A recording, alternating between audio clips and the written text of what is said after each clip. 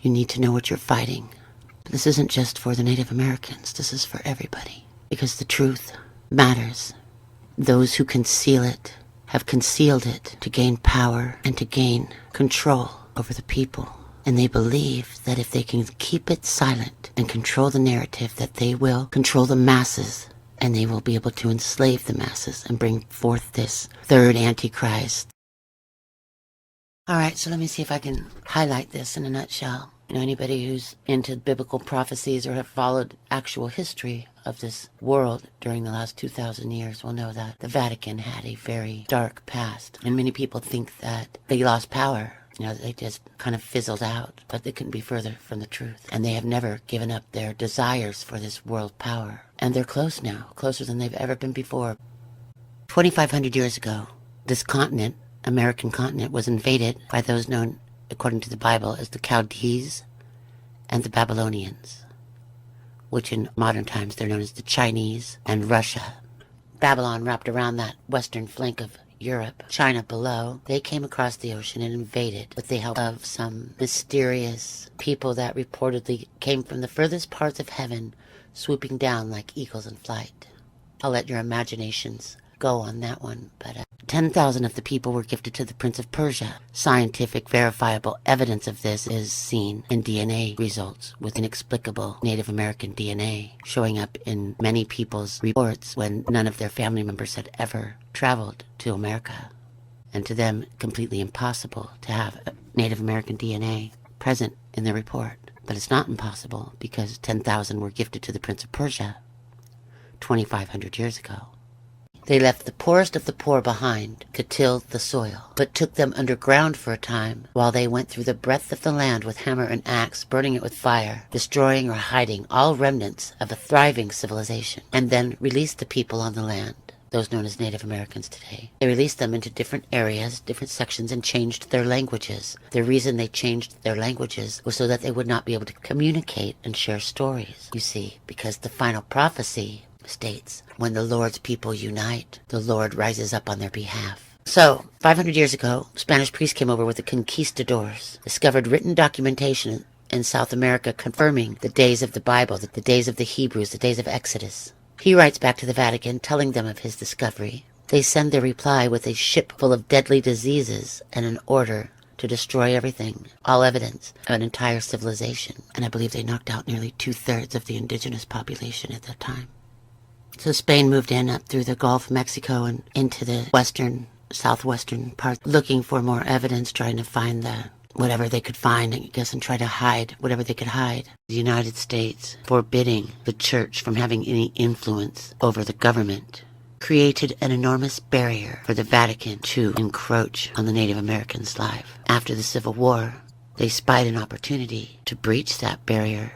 But the restrictions that Abraham Lincoln imposed upon Southern leaders would hinder their plans of indoctrinating, of defiling, of despoiling, of destroying the Hebrew people. So they tagged an operative to assassinate President Lincoln and managed to waltz right into the core of the United States government, where they have remained, never giving up their mindset or their ideals. A vast portion of their income had been severed with the abolition of slavery. President Lincoln was their foe because they did not want to adhere to law. They believed they had the right to enslave other human beings and did not want to adhere to the strict guidelines of the Constitution that demanded righteousness. They wanted a world of enslavement and unrighteousness. That is what planted itself in the core of the government after the Civil War, though covertly those operatives have always been there. It wasn't until the presidential candidate, John F. Kennedy, provided an opportunity for them to finally re-enslave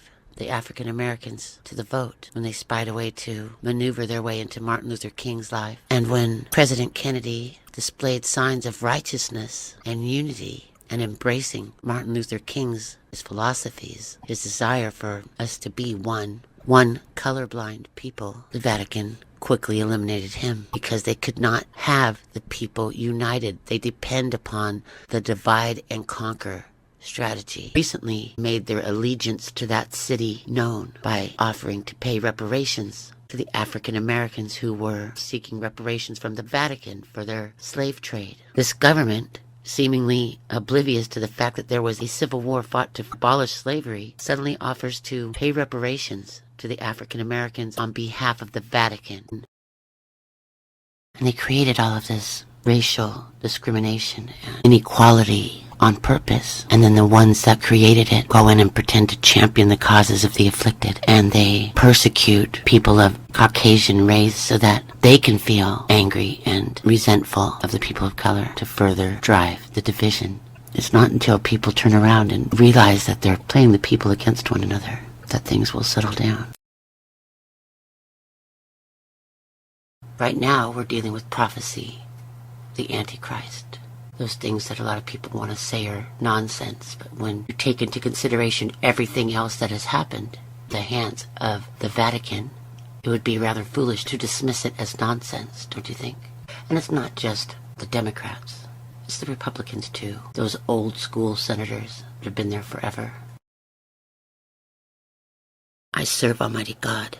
The Lord of hosts is his name, and he sent Yeshua, as promised, who came in his spirit, the spirit of prophecy, so that we would have the teachings necessary to lead us in these last days. I will hold true to his sacrifice, and I will not let it be in vain. The sole purpose of our existence is evolution of the spirit, and evolving doesn't mean lording it over others, practicing bigotry or racism or hatred of your fellow man. Bigotism. I don't know if that's a word, but we'll say it is. To turn your back on a family member, to turn your back on a neighbor, to cast a fist upon an innocent because they don't agree with you, or they don't think like you do, or look like you do. That's bigotry. That is something that has become a pandemic throughout our world right now. Practicing discernment and restraint has gone by the wayside. We are dissolving as a people, not evolving. And it's important that people wake up and stand back and realize that. To be going backwards in time as a people, practicing bigotry and hate, judging their neighbor, all these things that are archaic. To evolve as a species means that we must seek wisdom, know the truth, seek the truth. If you don't know what happened in the past and you don't learn about the truth, then you will not evolve spiritually or mentally, and you will not learn from the successes and failures of those who came before. And you know what happens? History repeats itself. There are sick and twisteds in power right now that want that to happen. And if you don't snap out of it, it'll be too late. We are at a pinnacle turning point in history, and either we evolve or we dissolve, and the worst parts of prophecy come true. You have the power. You have the power to stop them, but you must have courage, and you must stand in righteousness. Anyone that would force lies down your throat and demand that you consume it, God help them. I need you to practice discernment. I need you to be more concerned about displeasing God than you are about being wrong. I need you to care more about freedom than being right. Because half of this nation is on the wrong path right now. Half of this nation is so bent on hatred, you can't seem to stand back and think for a moment.